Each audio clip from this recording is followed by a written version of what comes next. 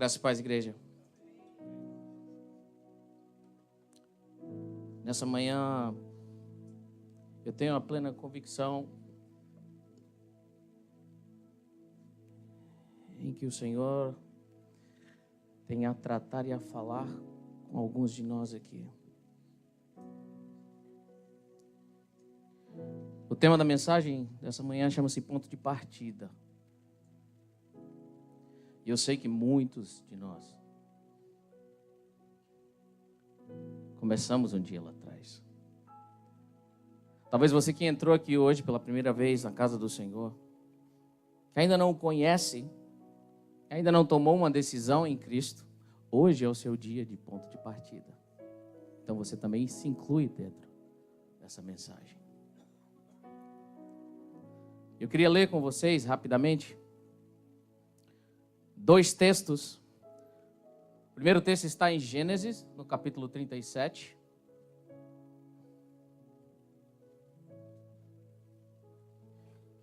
Marca aí na sua Bíblia. E depois nós vamos para Samuel. 1 Samuel, capítulo 16.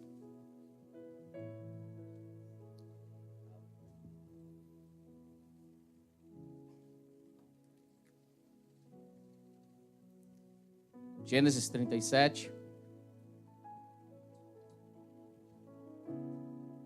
E depois 1 Samuel capítulo 16. Mas eu quero começar hoje citando o rei Salomão. Em Eclesiastes capítulo 7, versículo 8, que diz que melhor é o final das coisas do que o início. Melhor é terminar do que começar. Mais válido é o paciente do que o orgulhoso. E quando eu olho para isso, eu penso que Salomão talvez estava fazendo uma reflexão da sua vida, ou quem sabe da vida do seu pai, ou quem sabe até mesmo fazendo comparações entre Saul e Davi, eu não sei. O fato é que aquilo que Salomão descreve no livro de Eclesiastes faz sentido para nós. Porque muitos de nós começamos, muitos de nós damos o nosso ponto de partida. A maioria de nós temos uma empolgação no começo de tudo. E hoje eu quero refletir com você acerca de 2 jovens na Bíblia Sagrada. E para isso eu quero ler Gênesis capítulo 37, que vai falar da história de José, que diz assim: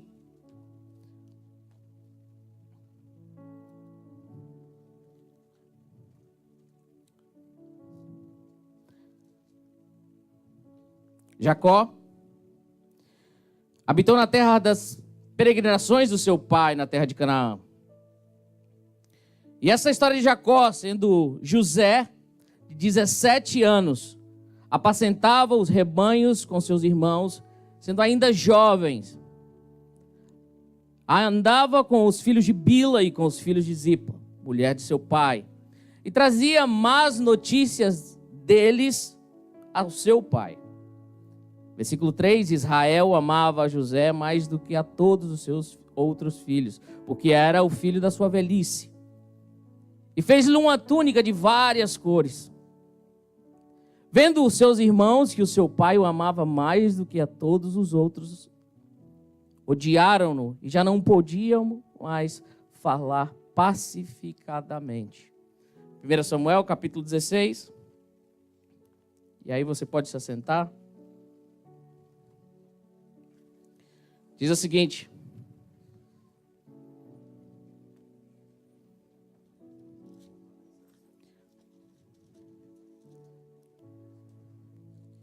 vamos ler um pouquinho acima, versículo 15. 1 Samuel. Jesus. Diz assim, olha. Do versículo 10, eu vou ler a partir do 10 e seguinte, para a gente resumir a história de Davi. Jessé levou a Samuel 7 dos seus filhos, mas Samuel lhe disse: o Senhor não escolheu nenhum desses. Então perguntou Jessé: estes são todos os seus filhos, os que você tem?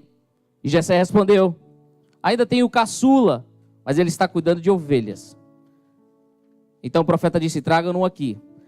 Não nos sentaremos para comer, enquanto ele chegar. Pensando sobre a história desses 2 jovens, eu eu percebo diversas semelhanças. Poderíamos chamar diversas coisas em comuns um com o outro. Apesar de que eles viveram em tempos diferentes. José veio 300 anos antes de Davi. Mas a Bíblia vai nos dizer que os dois estavam pastoreando ovelhas. A Bíblia também mostra que os dois foram chamados para lidar com o governo, para liderar um povo. Mas a Bíblia também faz questão de mostrar que os dois passaram por processos semelhantes. E o interessante de tudo isso, nessa história desses dois jovens, desses dois personagens, é que os dois foram chamados na sua juventude, em idades semelhantes. José tinha quase 17 anos, Davi mais ou menos entre 15 e 16 anos. E muitos de nós, se nós olharmos para trás, um dia o Senhor nos chamou na nossa juventude. Um dia o Senhor nos entregou uma palavra lá atrás, quando éramos jovens, quando ainda tínhamos cabelos na cabeça, quando tínhamos o nosso vigor. Mas nós entramos num processo. E é aí que talvez muitos de nós não conseguimos entender até hoje. Porque todos nós somos chamados e designados a desempenhar uma função no reino de Deus. Você não existe para sentar num banco de uma igreja. Você não existe apenas para vir a um culto de domingo, mas você é a igreja do Senhor em todo lugar, em todo tempo, onde quer que você vá. O Senhor te chamou para uma função específica na qual você é o responsável por ela. Os líderes da igreja, os pastores da igreja têm a responsabilidade de te encaminhar, de te preparar, de te aconselhar, mas a responsabilidade está sobre as suas mãos. Você é o responsável. Na vida de José, começou muito cedo. E a gente vê uma certa preferência do seu pai acerca de José. Na nossa família também acontece assim. Parece até que alguns são mais privilegiados do que os outros. Parece que papai gosta mais do caçulinha do que do mais velho. E às vezes existem conflitos dentro da nossa casa. Quando nós ainda éramos pequenos, na minha casa, a minha irmã tinha mania de dizer que ela era adotada. Eu sou adotada porque a senhora só puxa o saco do Jonadab, e isso, e aquilo. Bem, verdade que ela não era adotada, mas era a forma dela se expressar, dizendo, olha, você está prestando mais atenção, você passa a mão na cabeça dele. E de fato, alguns lugares, isso é uma realidade. Não é que os nossos pais amam mais uns filhos do que os outros, mas existem afinidades, isso é natural.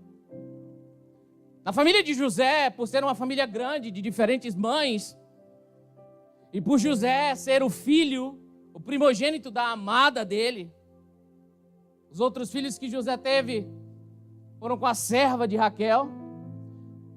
Os outros filhos que José teve foram com Bilá. E isso acaba se tornando notório na vida dos irmãos de José, quando a túnica que o seu pai faz está sobre os ombros de José, está sobre ele. Existia uma discussão acerca da primogenitura entre os seus irmãos. Quem seria o primogênito? Se você estuda a Bíblia, especialmente o Velho Testamento, você vai entender que existia uma bênção especial sobre a vida do primogênito. Existiam responsabilidades específicas para o primogênito. E essa discussão pairava no meio dos irmãos. No momento em que eles percebem a túnica, e eu fico encantado com os detalhes da Bíblia, porque faz questão de dizer que era uma túnica colorida. Se a gente vai estudar a história e o contexto disso, você vai perceber que a túnica em que José estava vestido simbolizava a realeza. Apenas os nobres, apenas as realezas usavam aquela determinada túnica. O mais interessante de tudo isso na vida de José é que eu creio que José pode ter tido vários outros sonhos, mas a Bíblia faz questão de enfatizar que a partir do momento em que é posto sobre ele a sua túnica, José começa a sonhar. E eu começo a entender com tudo isso, é que Deus ele tem as formas e maneiras de preparar os seus, de indicar para onde Ele quer levar os seus filhos. E Ele começa a mover e a trazer ferramentas, objetos, pessoas, para que comecem a apontar na direção na qual Ele quer levar você. Não era à toa em que José estava vestindo uma túnica colorida, uma túnica que pertencia à nobreza, porque você já conhece o final da história. O problema, talvez, para os seus irmãos e no meio da sua família, era que José seria o primogênito. Mas Deus já tinha uma obra e um projeto ainda maior do que simplesmente a primogenitura na vida de José. Daí então ele começa a ter sonhos. E os sonhos de José começam a perturbar os seus irmãos. E eu sei que você já deve ter ouvido por aí, dizendo, olha, você não conte os sonhos a qualquer pessoa. Não conte os seus sonhos a qualquer um. Mas pense comigo. José tem um sonho e vai compartilhar com os seus, com os da sua família, com as pessoas que estavam próximas dele. Talvez eu faria da mesma maneira. Poxa, eu tive um sonho, que sonho maravilhoso. Deixa eu compartilhar com os meus irmãos, deixa eu compartilhar com os meus pais, deixa eu compartilhar com aqueles que são meus. O que há de errado nisso? A questão é que muitas vezes nós compartilhamos sonhos com aquelas pessoas que são íntimas de nós. E nós esperamos uma reação de alegria. Uau, que maravilha! E quando isso não acontece, a gente fica meio decepcionado. Você já passou por isso? Já contou o sonho para alguém? E essa pessoa olha para você e fala assim, ok.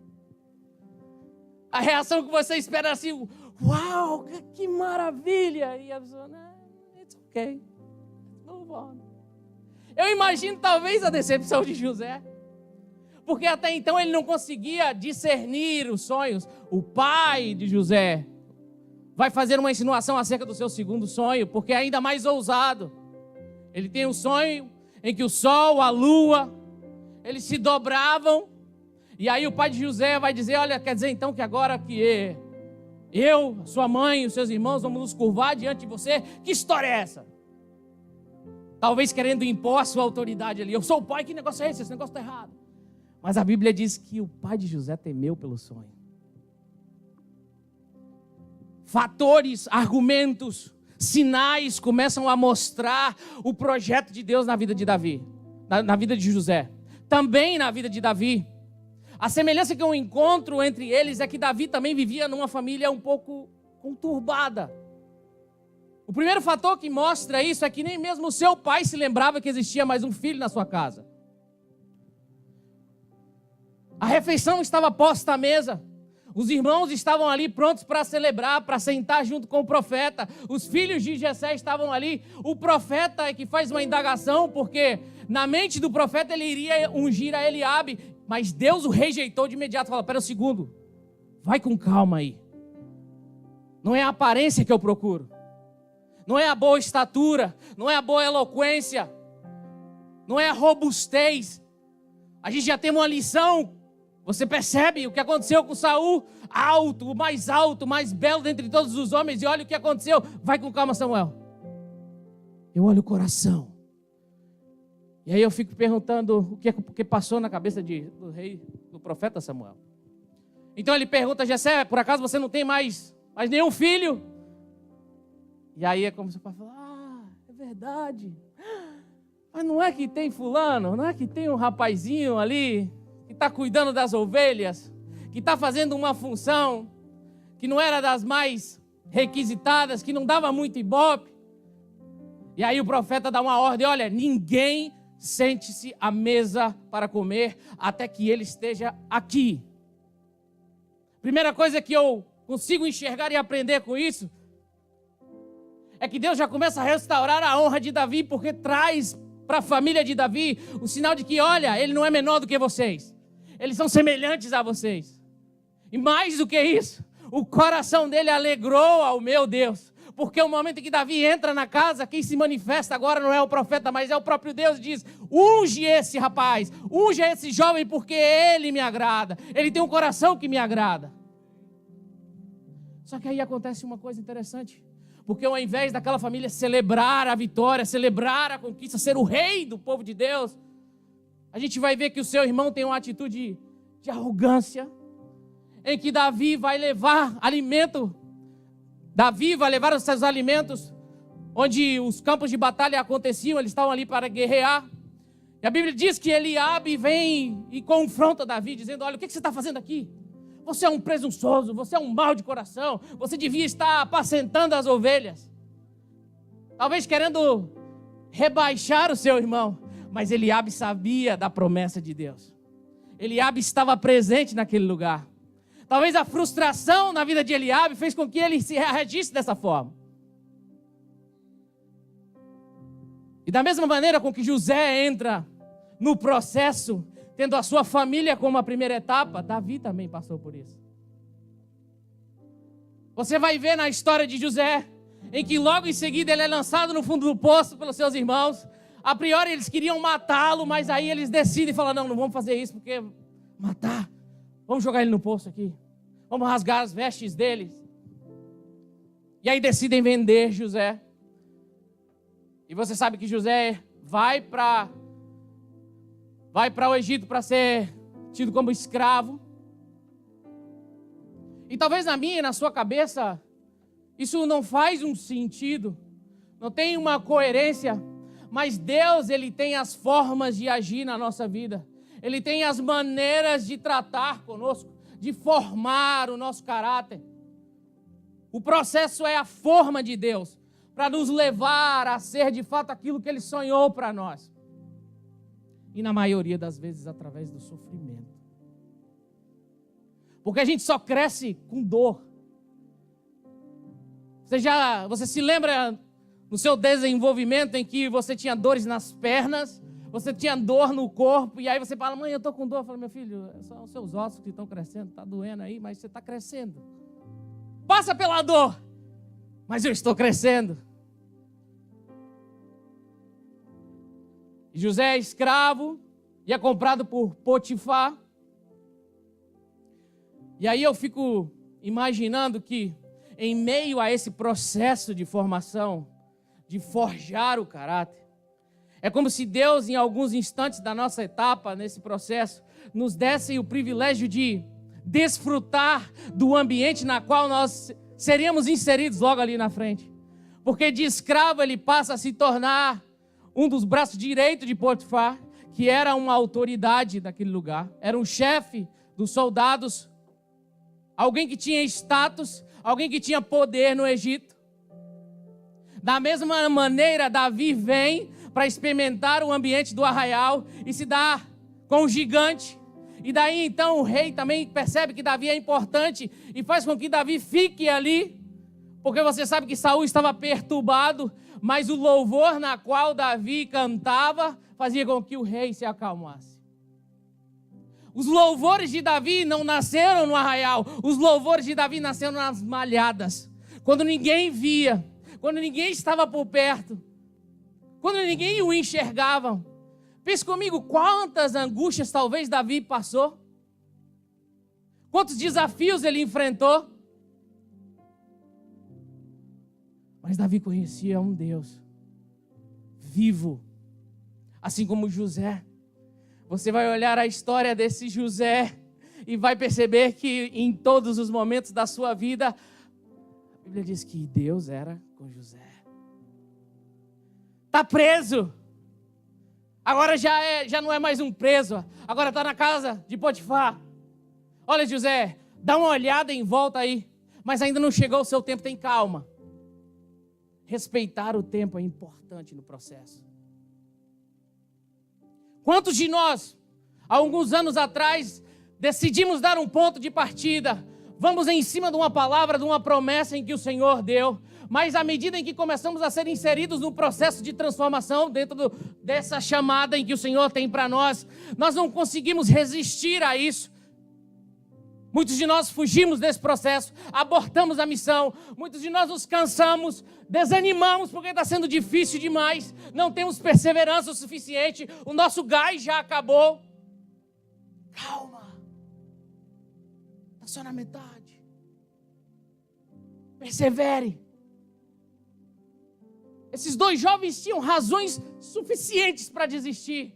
Eles tinham razões suficientes para abandonar. Eles tinham razões suficientes para falar: chega, já deu, não dá mais. Eu estou aqui, eu estou servindo o rei, mas ele me persegue. Olha, Deus do Senhor me tirou da casa do meu pai, onde eu tinha o meu conforto, onde eu tinha alimentos, e agora eu estou aqui, sendo escravo. E ainda por cima fui acusado de algo que eu não fiz, injustamente. Que Deus é esse? Você não encontra palavras de José nesse sentido. Vai para a prisão novamente. Davi tem que fugir do rei. Tem que correr porque o rei quer acabar com ele. Davi tem a oportunidade de acabar com a vida de Saul, mas ele decide não fazê-lo. Outra coisa que me chama a atenção na vida desses dois jovens é que nenhum deles fizeram força alguma para chegarem ao poder, para chegarem ao lugar onde Deus tinha para eles. Eles entendiam que o processo fazia parte. Eles entendiam que eles precisavam estar embarcados em Deus, na vontade de Deus, no tempo de Deus. O que acontece muitas vezes com alguns de nós é que nós queremos ajudar o Senhor no processo. Nós queremos antecipar as coisas, antecipar as horas, antecipar. E nós acabamos queimando etapas.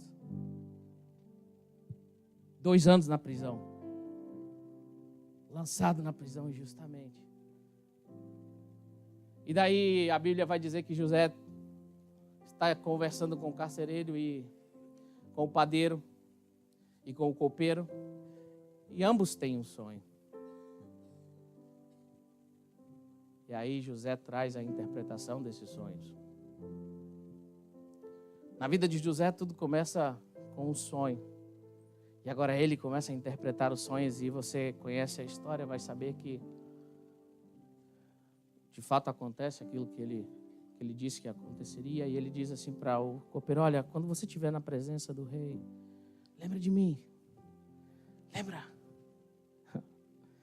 Mas imagina você no lugar desse copeiro que estava preso ali, já sabe lá quanto tempo saía dali. Eu quero mais é curtir a minha liberdade.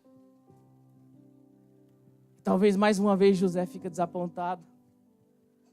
Mas Deus sempre esteve trabalhando para que o projeto dele fosse concluído na vida de Davi. Deus ele não nos chama a dar o ponto de partida sem que ele nos entregue a conclusão dos nossos planos. Deus ele não nos abandona no meio do projeto. Deus ele não nos abandona no meio do caminho. Deus ele não nos deixa só no meio do caminho. Mas é durante o caminho em que ele se revela a nós. É no meio do processo em que nós vamos conhecer ainda mais a Deus. É durante esses processos em que a gente se entrega mais a Ele. E aí a oportunidade surge na vida de José. Em que o faraó tem um sonho e ninguém consegue interpretar. E aí o copeiro se lembrou de José. Olha, teve um rapaz que interpretou o sonho assim, e isso aconteceu comigo, eu estou aqui. Então manda chamar ele. E aí Faraó conta o sonho para José. E o interessante também é que José tem a interpretação do sonho e deu de imediato a solução para o problema. Mas José não passou em nenhuma faculdade de administração. José não... Onde é que ele aprendeu isso? No processo. No processo. As ferramentas em que Deus nos entregará, para que quando chegamos aonde Ele quer que nós vamos, estão no processo. No processo. Hoje eu estou aqui para dizer para você que não pare, não aborte a missão. Não fique pelo meio do caminho. Hoje eu estou aqui para dizer para você que talvez está desencorajado, que está desanimado. Estou aqui para dizer que você está debaixo dos cuidados de Deus. É apenas um processo, é apenas uma fase, é por um tempo, mas Ele segue trabalhando para que os sonhos dele aconteçam na sua vida. A vida desses dois jovens passaram por esse processo que duraram 15 anos. 15 anos, não 15 dias. O processo também me mostra o amadurecimento. Quando eles começaram, eram apenas meninos. Mas quando chegaram onde Deus queria para ambos, já eram homens maduros. Deus não quer que você entre num processo e não se prepare, e não esteja pronto para exercer a função pela qual Ele te chamou. Mas Ele quer que você amadureça, que você cresça, que você desenvolva. Porque Ele não vai te levar lá para que você se frustre. Ele não vai levar você para que você se decepcione por não estar preparado. Mas as situações do processo vão preparar e munir você.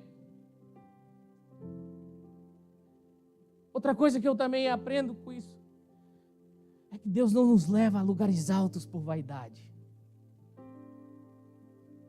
Deus nos chama para abençoar povos e nações. Deus não vai levar você num lugar alto para você virar para os seus inimigos e falar: olha, vocês pisaram em mim, como existem algumas canções por aí. A minha vitória tem sabor de mel, eu vou passar por cima, vocês vão ver. Não! Não existe vaidade no processo de Deus, mas existe necessidade de abençoar um lugar, um povo, uma nação. Deus, Ele te chama porque existem pessoas esperando aquilo que Ele entregou na sua vida para ministrar a elas. Se o Evangelho, se o mundo está como está, parte da responsabilidade é nossa, como igreja, que tardamos no processo de amadurecer e nos tornamos crianças mimadas, egoístas, egocêntricas e esquecemos que o Evangelho não tem nada a ver comigo, mas com os outros. Ele nos prepara não para que eu seja o bambambam, mas Ele me prepara para servir, para obedecer.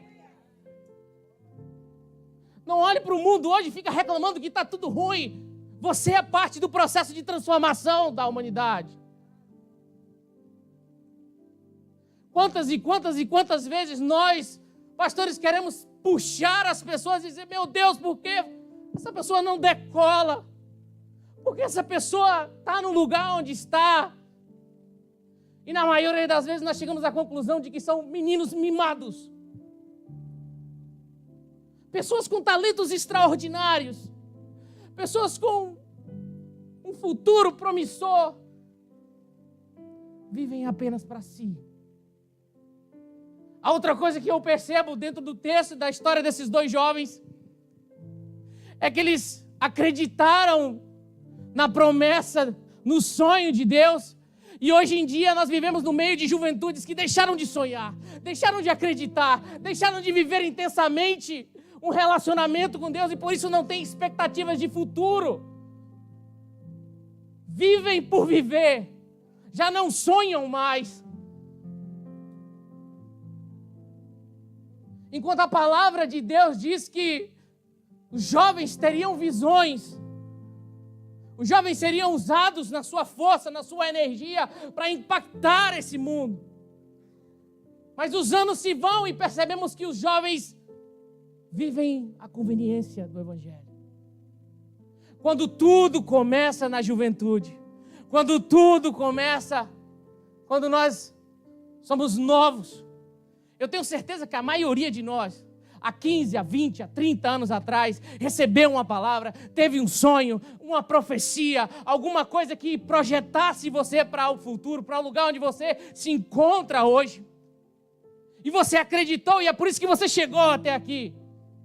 Você viveu os seus conflitos, viveu os seus momentos difíceis, mas você perseverou e pelo fato de você perseverar, você está colhendo o resultado daquilo que Deus já tinha dito para você lá atrás.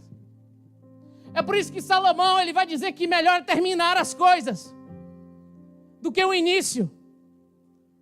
Se a gente olhar na vida dos atletas de alto nível, por exemplo, como eles regozijam no momento de glória, no momento da conquista, em que levantam um troféu, porque só eles sabem a dedicação, o trabalho, os desafios, a entrega fizeram com que eles chegassem aonde eles chegaram. A nossa vida, a nossa caminhada com Cristo, Se nós não nos entregarmos, se não houver dedicação, se não houver perseverança, há uma grande chance da gente ficar apenas no ponto de partida. Mas não é para ir onde Deus está nos chamando. Não é para esse lugar onde Deus quer que você esteja. Mas Deus, Ele quer que você conclua aquilo que Ele tem preparado para você, querido.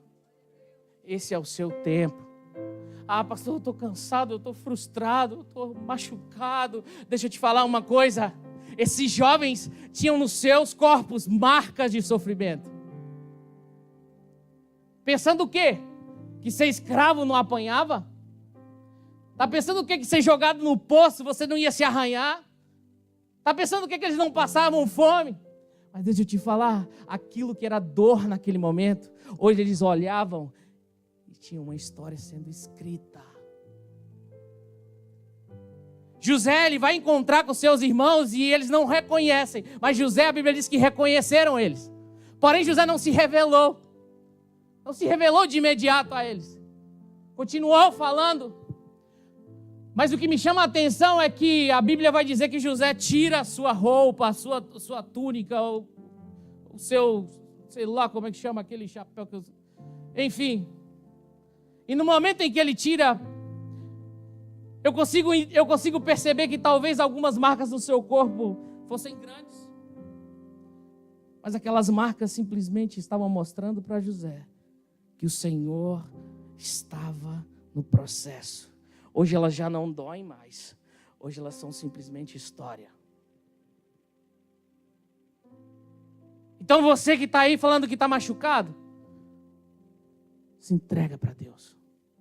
Porque Ele vai fazer da sua ferida uma história. Hoje eu estou machucado. Hoje eu não tenho forças mais. Se entrega diante de Deus. Se entrega para Ele. Porque lá na frente você vai olhar para trás e vai falar: uau, o Senhor me preparou para esse momento através daquela ferida. Hoje eu sou maduro por conta dessa ferida, por conta dessa decepção. Porque aí são nesses momentos de frustração, de decepção, de feridas em que nós mais aprendemos e crescemos. Ninguém aprende com bam e euforia a todo tempo. É por isso que ninguém se submete ao processo, porque dói. Tenha o Senhor como o centro da tua vida. Tenha o Senhor como aquele que conduz você nesse processo. Já parou para imaginar a vida de Jó? Já pensou nisso? Já parou para imaginar a vida de outros? Já parou para imaginar a vida do próprio Paulo? Em que a maior parte dos seus feitos ele fez dentro de uma cadeia, preso. Já parou para imaginar? Eram pessoas que tinham uma intimidade com Deus, em que as situações não limitavam elas de fazerem o que elas foram chamadas a fazer. Eram pessoas que não deixavam pessoas pararem elas. As setas eram lançadas.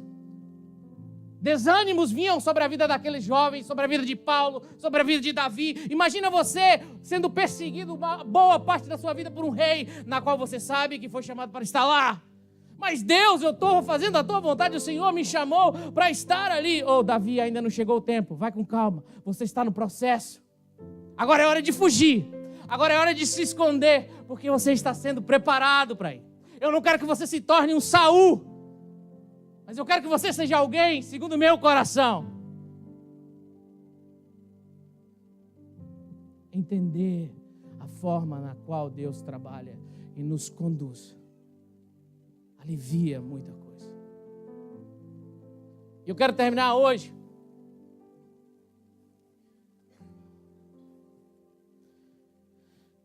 fazendo 2 desafios para você. O primeiro desafio é para você que entrou aqui nessa manhã e que ainda não teve uma decisão em Cristo, mas que você quer dar um passo, o primeiro passo, o ponto de partida. Eu quero te dizer que o ponto de partida está em Jesus Cristo. A primeira coisa que você tem que fazer hoje para entrar nessa jornada é levantar as suas mãos e dizer: Senhor, seja o Senhor e Salvador da minha vida. Se você está aqui nessa manhã e quer dar esse ponto de partida na sua vida, eu quero convidar você a sair do seu lugar e se colocar aqui na frente. E os pastores estarão orando por você. E a partir do momento que você toma essa decisão, eu quero dizer para você, seja bem-vindo. Você começou a dar o ponto de partida na sua vida. Se prepare, aperte o cinto, porque você vai começar a decolar. Mas eu também quero desafiar você, que por qualquer que seja a circunstância da vida, talvez você esteja parado, acorrentado, travado, não sei. E esse período já tem durado muito. E talvez você desanimado, deixando de sonhar. Hoje eu quero fazer um desafio a você, a mergulhar em Deus, a entregar-se a Deus, a confiar em Deus, a buscar ao Senhor acima de todas as coisas. Olha, eu não sei o período que isso vai durar na sua vida, mas eu sei que é um processo, eu sei que faz parte e vai passar. O que eu quero convidar e desafiar você é a confiar, a entregar-se a Deus no seu completo. Confiar. Olha, Deus, é por tua conta agora. Está doendo. Deus, eu já nem sei mais o que o Senhor me chamou para fazer, mas eu sei que o Senhor me chamou. E por isso eu me entrego aqui. Assim como esses jovens passaram por tantas dificuldades, eu talvez esteja no meio de uma delas. Mas assim como eles não desistiram, eu não quero desistir. Então esse convite é para você. É para você que quer viver a inteireza dos planos de Deus no hoje, independente do processo. Saia do seu lugar e vem aqui à frente e nós queremos orar com você. Enquanto cantamos uma canção,